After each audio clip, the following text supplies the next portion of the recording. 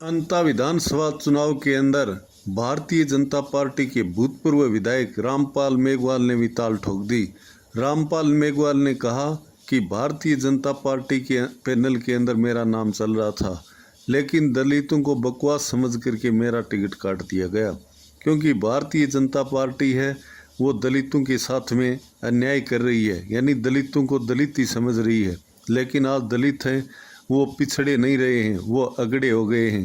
यानी रामपाल मेघवाल का कहना ये था कि दलित है वो आज शिक्षा के क्षेत्र में और रोजगार के क्षेत्र में आगे बढ़ रहा है और तरक्की कर रहा है। जब भारत देश आज़ाद हुआ था उस समय की हालत आज नहीं हुई है। आज जो मेघवाल समाज है वो आगे बढ़ गया और अन्य समाज हैं वो भी आगे बढ़ रहे हैं। इस प्रकार से रामपाल मेघवाल ने खुले शब्दों के अंदर कहा कि मैं दलितों को दलित नहीं कहूँगा, मैं उनको उदित कहूँगा, क्योंकि आज दलित व्यक्ति है वह उदयमान हो गए, यानी आगे बढ़ रहे हैं।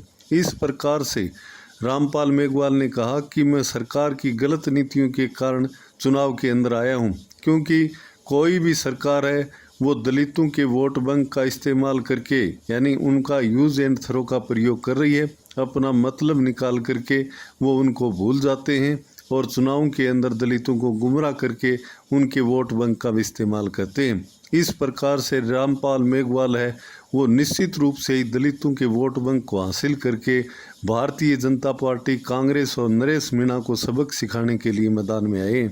उन्होंने कहा कि मैं जनता का इस्तेमाल गलत यूज में नहीं होने के लिए मैं चुनावी मैदान में आया हूँ। इस प्रकार से भूतपूर्व अध्यापक और भूतपूर्व विधायक ने जनता के हित में ये फैसला लिया और रामपाल मेघवाल ने कहा कि मेरा वोट बैंक है वो दिन प्रतिदिन बढ़ रहा है और लोगों की सोच है वो बदल रही है। लोग सोच समझ के वोट डालेंगे और रामपाल मेघवाल के पक्ष में मतदान करके भारतीय जनता पार्टी, कांग्रेस और नरेश मीणा को सबक सिखाएंगे और जिनका वोट बैंक गलत तरीके से इस्तेमाल हो रहा है उसको रोकने का काम मैं करूंगा। इस प्रकार से रामपाल मेघवाल की बातों में कितनी सच्चाई है कमेंट बॉक्स में ज़रूर लिखें। वीडियो को लाइक करें, सब्सक्राइब करें, ताकि जनता की आवाज़ है वो लोगों तक पहुंच सके और किस प्रकार के व्यक्ति को वोट डाला जाए इस बात का भी कमेंट बॉक्स में विवरण ज़रूर दें।